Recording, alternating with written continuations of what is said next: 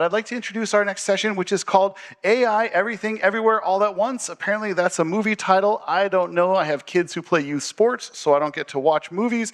But I'd like to welcome our panelists to the stage. Moderating this, we have Theo Lau of Unconventional Ventures. Joining her, we have Amy Eisman-Hauter of MSU Federal Credit Union, Paul Davis of Bank Slate Consulting, and Jane Barrett of MX. Theo, I'll let you get settled. I'll turn it over to you. Have a great conversation. Thank you, Greg. All right, awesome. Well, thank you so much for sticking with us. I know it is the end of the day, and we do have drinks afterwards. So please do stay put, because I think it's going to be fun. So we are talking about AI, in case you're looking for something else that's not AI. All right, that's silly, because I think everyone is talking about that right now. It is a big story. We're not going to talk about whether or not AI works or not work. I think there are plenty of people who are going to be here to talk about that. But I do want to talk about whether or not it is actually helping our ecosystem, whether or not it is making banking better. I don't have a good answer, which is why I have Amy, Paul, and Jane here with us, because you guys are the experts who can tell us. So, if you might, take a quick 30-second to give us a brief intro on what you do, and also a icebreaker question, which is, what is the one AI use case in financial services that you think is way overhyped, and what is underhyped? So start with you, Amy. I'm Amy Eisman-Hauter. I'm the Chief Experience Officer at MSU Federal Credit Union out of East Lansing, Michigan. I oversee our experience team, which consists of a multitude of things. I've taken to calling myself the Swiss Army knife of the credit union. I used to say I was the junk drawer, but I rebranded.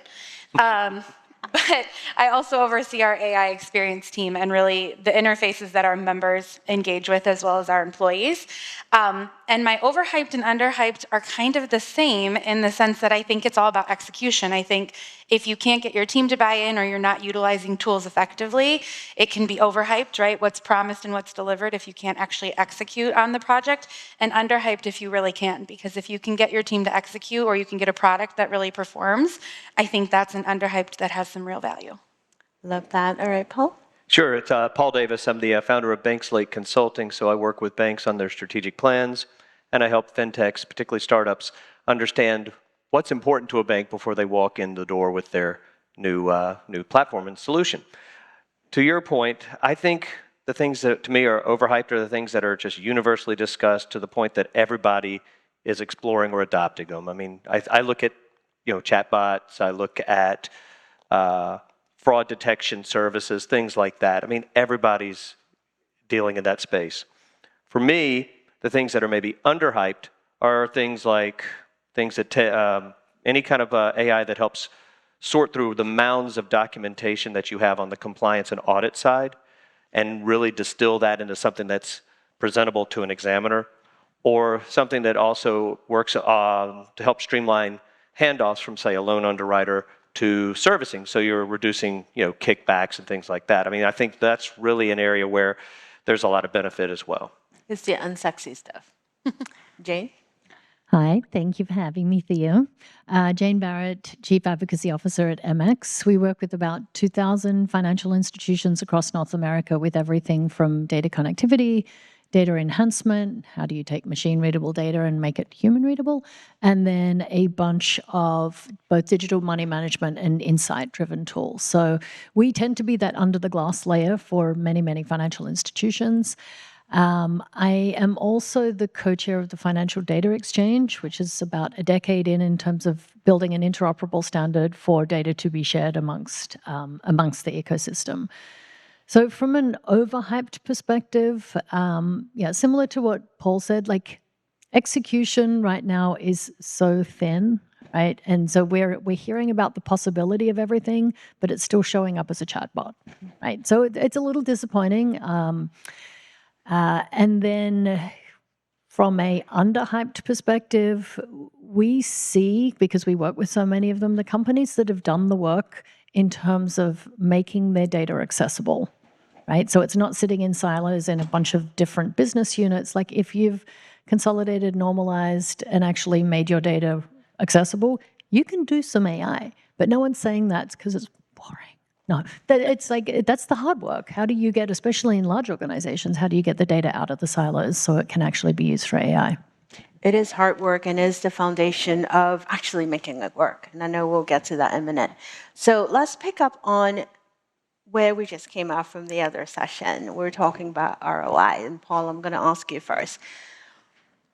Knowing that execution layer is thin, knowing that we are not seeing really too many interesting, exciting use cases beyond what we always see, what do you see, what are FIs measuring right now as their unit of success, if you will?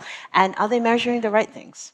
Yeah, I mean, I will start by saying, from what I've seen from some of the research, banks are not measuring their AI projects much at all. I mean, it's a measure of, did we go live? Great.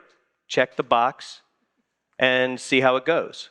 And I mean, and then those that are measuring, I find more often than not, you guys I think are a nice differentiator, are measuring activity versus the outcome. You know, so okay, so we saved 10 man hours with this with a AI solution. Okay, well, what did you use those 10 man hours to do on the other side of it? What did you do with that? What was the productivity that you got from the efficiency? Or we made a decision faster. Well, that's great. That's what it's supposed to do. But were you able to find any no's that became yeses? And more importantly, were there any yes decisions that you would have made that were actually red flagged by AI and helped you avoid a landmine? So I feel like that to me is a big distinction between usage is great, but then what are you actually accomplishing with that usage? Amy? I think this really goes for me into, we talk a lot about the difference between information, knowledge, and wisdom, and the layers that now our teams have access to within the credit union, and how we're actually measuring the output is not that you just got the information, right? AI is great at giving information, but have you absorbed it and have you executed on it with the knowledge you have and the context that you know from your experience? And then layering in, hopefully, your experience and your wisdom to make some of the smarter choices at a strategic level and not just taking the information at face value. So that's not a measurable. It's definitely, that's soft math for sure, but it is helping our teams understand what the expectation and the output for those types of things are so that we can create measurables. And I think it's really funny because what you just mentioned about what are you doing with the 10 hours saved is what Theo just said about what are you doing with the 3 hours saved? And nobody thinks about what the next step is. Nobody has actually thought about what the efficiency gain is other than headcount. Headcount is only one determining factor. And in a lot of cases, especially in credit union land, we're not actually trying to cut headcount. We're just trying to save from having to hire the next phase. So what are you actually doing with the time saved, and how are you deploying it to make more efficiency? Or are you just actually adding layers to processes because you have time to add layers? So it's a long-winded answer. I agree with you, but also I think there's layers of education that come along with this wave that moves people through the information to the knowledge step. Well, and I will piggyback real quickly, too. It's not just about the efficiencies. It's what are you doing also to find potentially new revenue streams as well through the process. Yeah, and that's where I was going to go. Like there's customer outcomes and business outcomes. Yeah. And I think the customer outcomes, we're finally at a place where we can measure, is this person saving more money?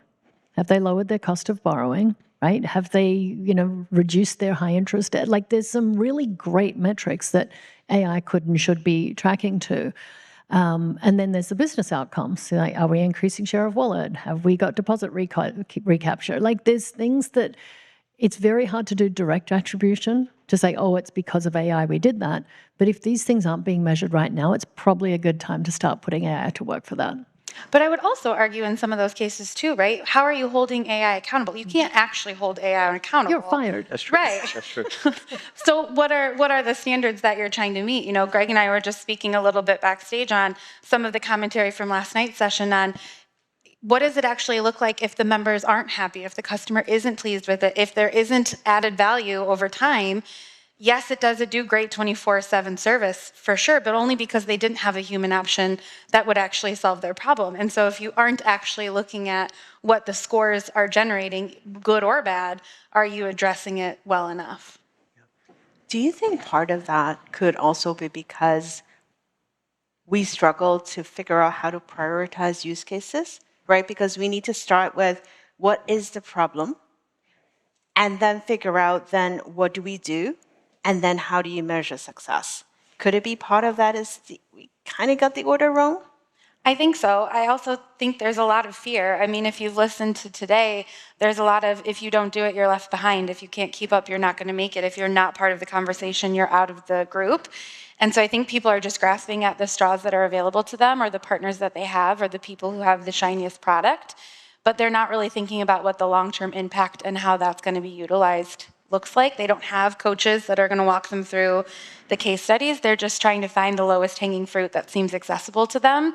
And whether or not that's part of their strategy has been part of this. I think the speed to market in this specific topic has caused a lot of companies to make very rash decisions instead of actually picking strategies and using AI as a tool to leverage them. Because AI as itself is only a strategy for about 3 months when you build out the governance and the structure that you need. And then really it's a tool to build up all the rest of your strategies. But I think we're being blinded by all the shiny things right now. And I also heard organizations that said we are starting to implement progress reports. And I laughed out loud when I heard that because I have 2 teenagers. I'm like, okay, we all know how that works. And what their benchmark is, every week they need to report back what they are using AI on. I don't know if that's the best way to implement technology. Paul? No, I mean, I think if you're doing that, then you're just going back to checking off boxes. Just check the box, yeah. You're just checking a box there. I think what you need to do in some ways is to encourage people to experiment, try something, and report back of not just that you did something, but what did it do to benefit the organization? What did it do to benefit the customer, the member at the end of the day? So it's not just, oh, we tried, it's something, check. It's like also show your work and actually demonstrate that this is something that moves the organization forward. I feel like sometimes innovation is a proxy for survival at organizations. A lot of times, don't just stand there, do something. But every action should still be done with intent and actually have desired outcomes. And I think in the absence of use cases, because it is hard from whether it's the C-suite top down or a bottom up, like where do we start? Like start with growth. Like how are you growing? Like how are you growing your top line, your bottom line, your member count, whatever it may be. But I feel like that isn't a conversation that is prevalent enough because people are more comfortable in we're just going to cut down the call center volume and that'll be a win. It's like, okay, but how does that contribute to growth or member satisfaction? And is it actually aligned with the strategies you're chasing, or is it just a fractional data point that you'll throw away in a couple months? And is there an unintended consequence as well from changing one thing? Does that also create something negative somewhere else in the organization? Yeah. I have a great example on that recently. I was working with a small team, and we're looking at where we can automate some of the processes. One of the areas they identified is there's a lot of manual handoff between departments when a member calls in and say they want to skip a loan payment because of hardship. And they said right now there are multiple departments, they need to send multiple forms, and it takes at least a week, if not longer. And so they said, well, how about we automate that one? And this is the funny part. Jane, you talk about growth, right? And you talk about priority. I said, well, if that's the case, if you want to automate the approval of delaying that payment, perhaps you want to put a check-in after a few times. You might want to call the member and just kind of understand what is going on. Is there something else we can help you with, right? Talk about caring, talk about empathy, talk about growth.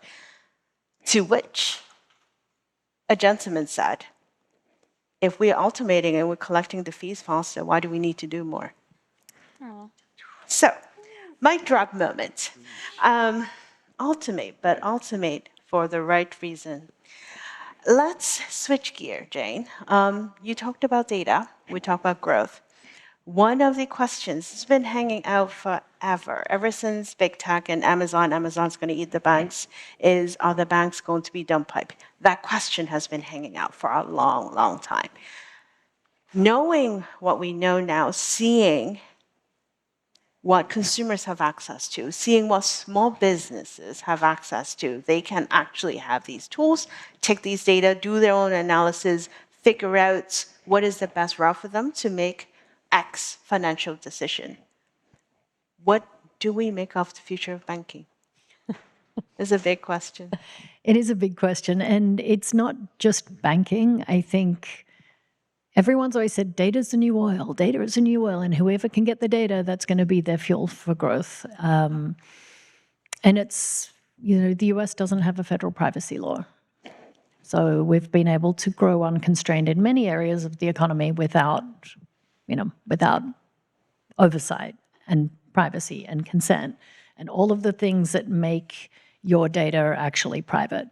So if you look at how much governance, compliance, regulation that banks and credit unions have to go to in order to acquire, onboard, and then maintain relationships with customers and members, like, it's pretty extreme. And at the core of that is that data, right? So there is a very large global argument that has gone on in the open banking space, which is who owns the data, right? If you actually crack open your, onboarding documents from your bank owns your data. Like, that's what the legalese says.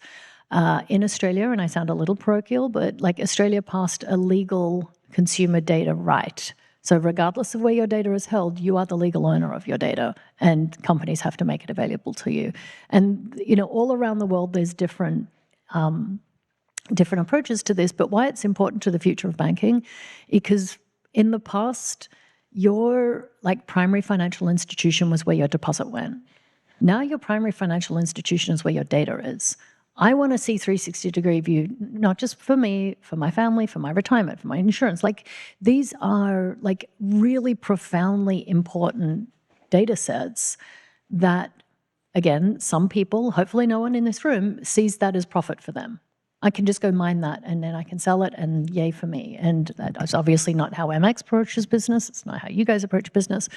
But the banks are in a place now where it's a commercial imperative to protect, not just a regulatory imperative. It's a commercial imperative.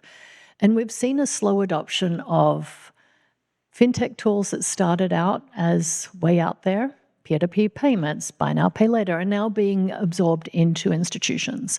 And that's the essence of competition, right? So innovate, absorb, or compete, or die, right? So I hold... Again, people are very careful with their money, right? You worked hard to earn it. You have to have an element of trust with where your money goes. And as easy it is to say, oh, Gen Z doesn't care, they'll just use Cash App, they're still going to hold Cash App available if their money goes missing, right? Accountable. So I think the future is, again, much more rapid deployment of innovation, regardless of whether you're a bank, a credit union, or a fintech, but also frankly, a more competitive edge for humans with data portability. You know what? I can get a better deal elsewhere. I'm going to take my data, I'm going to take my money, I'm going to go. So that is a notion that should lift all boats. It should. And it's why open banking, or smart data as it's called in the UK, is so important, because it is, at its core, it's a competitive thing. So I don't think financial institutions are going anywhere anytime soon, just because that trust and that oversight is so important. But best case scenario, innovation thrives, people benefit. But what happens to smaller institutions, right? In the last panel, we talked a little bit about that, because there are inherent challenges, right? Resource, the ability to actually bring people on board, to innovate, to your point, updating the tech stack to be able to get those data and create solutions that actually create value. Amy, what's your take on that? I think there's still space for there to be a variety of institutions. And I think, and I'm not sure I'm now allowed to say this during an AI panel, but I don't think it all hinges on AI.